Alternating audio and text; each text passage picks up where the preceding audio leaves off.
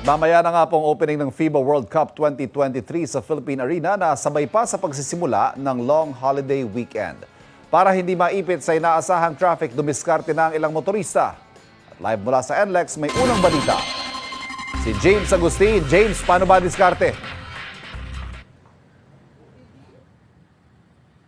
Van, good morning. Yung iba kaninang madaling araw ay nagsimula ng bumiyahe dito sa North Luzon Expressway para daw maiwasan yung inaasahan natin na heavy cut traffic sa pagbubukas ng FIBA World Cup na gaganapin sa Philippine Arena. Mamaya po yan. Yung iba naman, ang sinasabi nila ay susulitin na nila yung long holiday weekend dahil balik eskwela na nga sa susunod na linggo.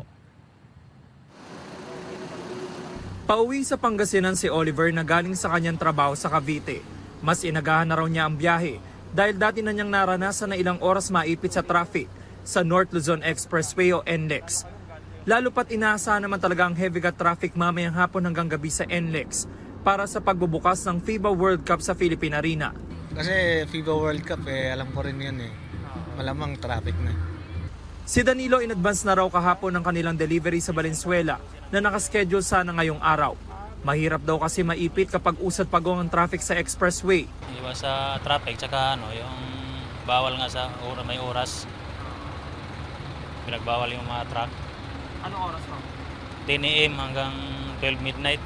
Traffic talaga. Daming manonood siguro. Madaling araw din bumiyahe ang mag-anak ni Jericho. Susulitin na rin daw nila ang long holiday weekend, lalo pat balik eskwela na sa susunod na linggo. In-expect po kasi namin yung heavy traffic, magbabakasyon po sa Zambales. So maaga po umalis ng bahay para iwas traffic po. Mahigpit namang babantayan ng MMDA ang mga kalsada bago mag-NLEX, tulad ng EDSA Balintawak northbound kung saan nag-eembudo karaniwan ng mga sasakyan. Magpapatupad sila ng stop and go traffic scheme sa ilang kalsada kapag kinakailangan dumaan ng convoy ng mga delegado. Kaya mga motorista na amin nakausap, iiwasan daw muna ang lugar para hindi maipit sa traffic. Iiwasan namin para kumita din kami. Kasi mahirap pag naipit sa traffic, ang mahal ng gasolina. Saan kayo babiyahe? Bandang Makati or Parañaque, ganyan. Pag sobrang traffic mamaya, sa ibang area na lang muna ako babiyahe. Oo, kasi wala tayong kikitain dyan pag naipit sa traffic.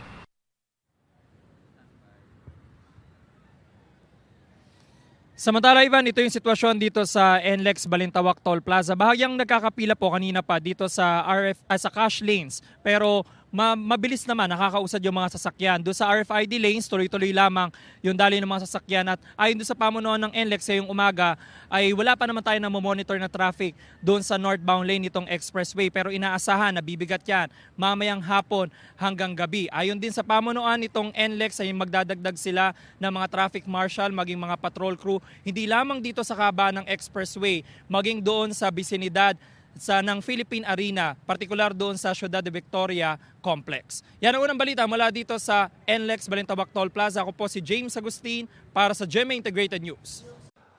Mga kapuso, para laging una sa mga balita, bisitahin at mag-subscribe sa GMA Integrated News sa YouTube.